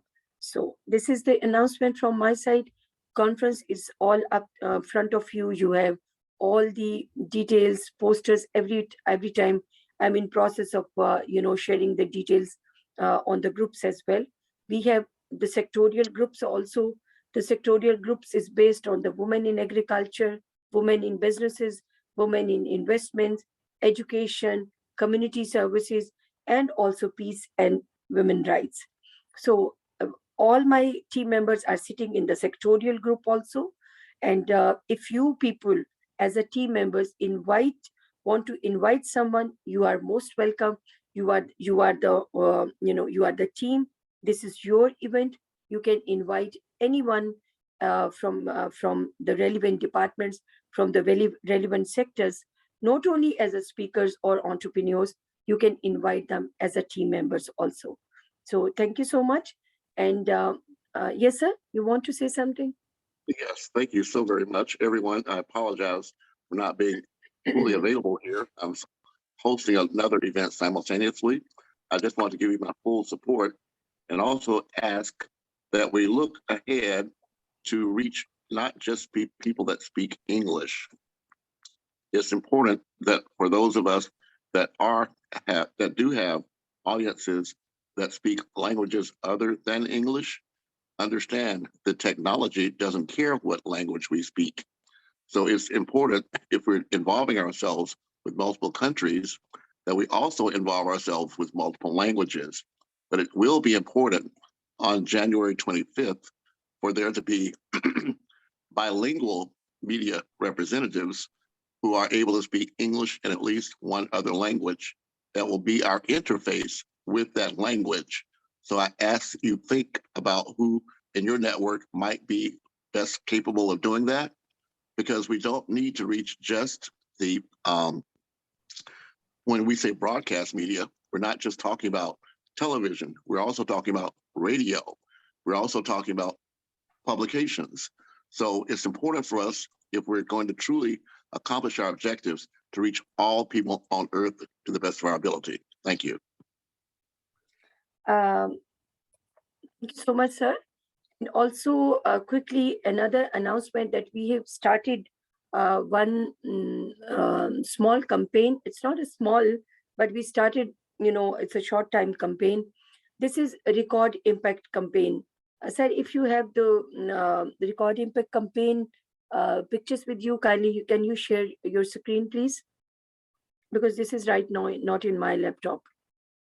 So Record Impact campaign.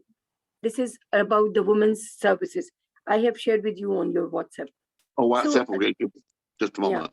So Record Impact campaign is based on your women's services. I have seen so many pictures in your presentation. This work is done by your community members, your women, your males, everyone. So specifically, the women's services should be recorded and shared on this IWDC conference. Through this, I think so we can tribute to all women which are working as entrepreneurs, which are having success stories, which are trying to create entrepreneurs among their jobs or their work. They are manufacturing something over there. You can record these success stories in terms of short interviews, in terms of short video clips, in terms of success stories or paper or something like this. So in this way, we have a separate segment, and Madam Heather is going to be head of this campaign. We are going to officially announce all these posts on 20th of in our strategic meeting. So Madam Heather is going to taking care of this, and we are going to record this impact from across the globe, from 50 over plus countries which are coming to join this conference. And we one by one, we are going to share this segment during this 5 days conference of Record Impact of the women's services. This is the tribute to all women which are delivering and contributing in the community, in the businesses, in the families, or even in their nations. So this is one of the Just a moment, Miriam. Just a moment, Yes, Miriam. Please reshare it in your WhatsApp. I'm looking now. I don't find it, but if you post it there, I can share it. I don't see it. Okay. Okay, sir.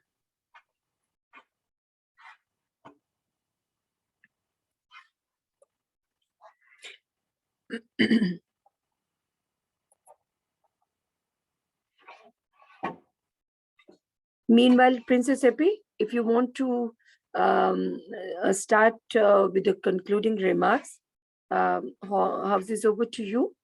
So I can share the pictures with the Surrender in between, so you can conclude the session. Thank you so much. What a wonderful session it is. What is impressive, jam-packed with information, with knowledge, with skills. And thank you so much, Joan, for always being consistently sharing with all of us with your experience. And I would like to say thank you to the leadership team, all our seniors that are here, Dr. Tamara, our Madam Miriam Khan, our president, our founder, and our Andrew to me. And we have our partners that have been embracing and working with us, Lloyd Hafferty, Joan Kerr, and now recently we have been able to adopt the likes of Miss Susan and the Unity Network. We are together. To the South African team, you have been phenomenal. You have just been top notch. You'll understand in our language when I say you've just been phenomenal. Thank you so much for such great work. I watched as in our diverse knowledge, we brought our heads together and we used the technology to the best of our ability. And these are not the young people. That's what amazed me. That's what I was watching. So thank you so much. In this decade of action, this is exactly the goals that we all are looking forward to achieving: inclusivity and diversity. So thank you so much to all our country representatives for the great work that we have done. Kenya, we see you and we love you. West Africa, I saw Ghana was here. We love you and we see you. I see Mozambique for the first time. I've been yearning to reach to Mozambique. I know that Portuguese may be maybe what is limiting us to get there. But I need to sharpen my Portuguese, and so that we can have Mozambique and we can have Angola and be able to speak. And then I said to Joan, you must now freshen your French, Joan, so that we can have DRC on board and all other countries. But thank you so much to everybody who's been here, who have been working with us, those that we met in December, but it seems like we've been with you for the past 3 years. Thank you. Thank you to the organizers. Miriam Khan, I don't even know what to say. If we were physically here, I would be giving you a bouquet of flowers, and more so, thank you so much. Thank you so much. Services. So thank you so much to everyone. Let us see each other on the 20th, no, the next meeting. And do not forget that we are in the decade of action and we leave no one behind. I am particularly talking about those that do not speak our English and also our indigenous communities. Here in South Africa, we refer to ourselves as the traditional communities, our rural communities. Let us reach out to them. Let us invite them and sponsor their data for the 4th to the 8th of March. Let us make sure that we also are holding their hands as we march onto these global stages, as we march together towards the Agenda 2030. Thank you so much. Thank you. Thank you so much, Sir Andrew, for sharing your screen. So these are the sectors in which you can document your women's services in agriculture, education, business, peace and rights, in energy sector, technology, community services, and in investments. So these are the sectors in which you can take data, you can take video clips, pictures, interviews, whatever is suitable for the person or suitable and feasible for you. But you must present something from your country. You must present the things which you feel that your woman is doing over there. So next, please. Next one. Okay, just a moment, please.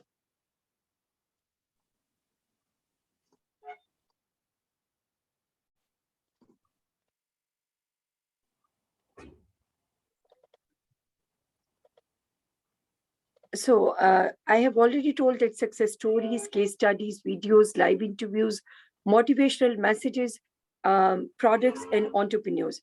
So in terms of products and entrepreneurs, this is very important to describe that in this 5 days conference, we are going to take live showcase of your entrepreneurs from different countries, like the manufactured products from the women in the rural areas or even in the urban areas. They can show us during these 5 days conference their products, and these products will ultimately open for the trade among different countries.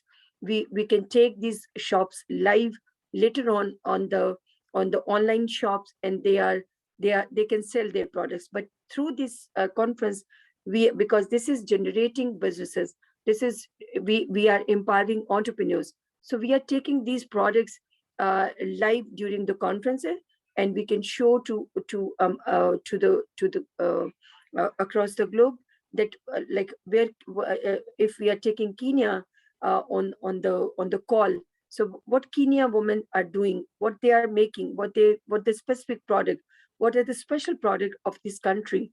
So the other might be 10 countries, 20 countries, 50 countries are watching at a time that what Kenya is doing in terms of entrepreneurship or in terms of generating economic activities for their women. So this segment is very, very important to record impact of your women. So next one is the short SOPs of this activity. That your file should not be longer than 2 to 3 minutes. While mailing, put your complete information in the following pattern: name, contact number, your country, your organization, and chosen sector in which you are sending your impact. So providing high resolution files, files should be submitted. Deadline is 15th of February. So till 15th of February, you can select as maximum as possible for you to collect the impact from your countries in terms of your women. So for this activity, we are very much thankful to Ma'am Heather. She expect the invitation from our side, and she is going to lead this campaign.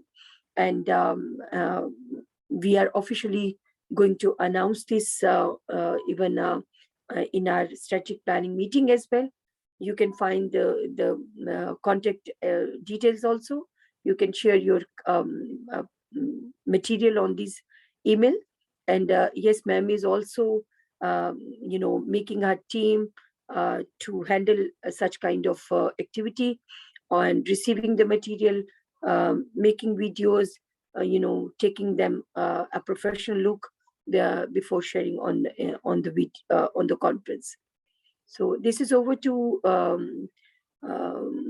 I think so the whole details from my side. So thank you so much.